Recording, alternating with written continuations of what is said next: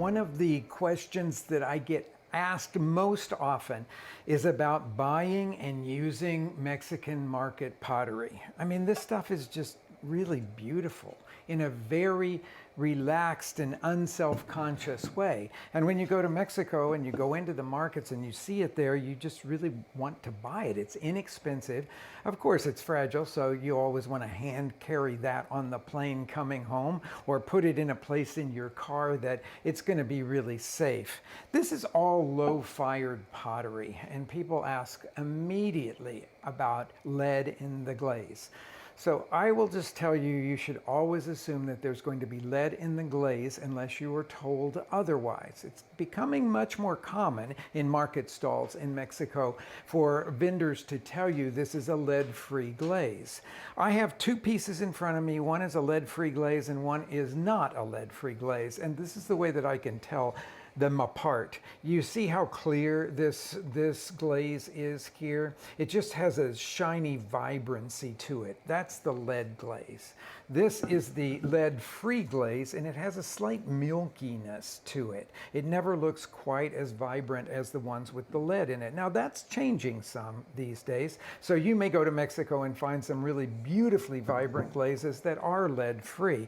I will tell you that I work with all of these, lead or no lead in the glaze, all the time, because I know what I'm doing, and I want to share that with you so that you can know what you're doing too, and you won't be afraid of using this except for like a fruit bowl or something like that. Number one, reach for them mostly as serving dishes because it takes time to leach lead out of the glaze. Secondly, if you're going to cook in them, and I love to cook in them, then I don't cook anything acidic in it because acid in whatever food it is that you're making will also leach out lead. So time and acid are the two things that you need to know about so that you can mitigate both of those things. And then just feel great confidence when you're using these beautiful pieces of market pottery that you have brought home.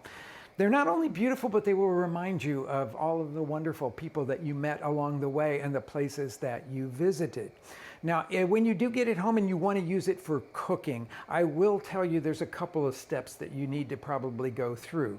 First of all market pottery that is intended for cooking will have an unglazed bottom on it. So both of these pieces are completely unglazed. If they're glazed on the bottom, they're only decorative and they will crack if you put them over the fire. The second thing is that this is low-fired earthenware, and it will impart an earthy flavor to the foods that you put in there. That's one of the reasons people love to cook beans in an earthenware pot, because they know it's going to add something to the flavor of the beans, and it's an enjoyable flavor. But to mitigate that, most people will tell you to fill this pot with water and then to boil it until almost all the water has boiled out of it. And that will sort of mitigate some of that flavor. Sometimes people will tell you to take the unglazed part of this cazuela, as they're called in Mexico, and rub it all with garlic. I don't know whether that just gives you another flavor or whether it really mitigates the flavor of the earthiness in it. But that is one of the things that people will tell you to do a lot.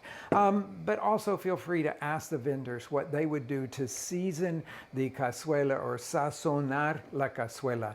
Because, as I said, these are just wonderful pieces to bring home and to utilize in your own kitchen. Beauty, tastiness, a new way to cook. It's an exploration, it's an adventure.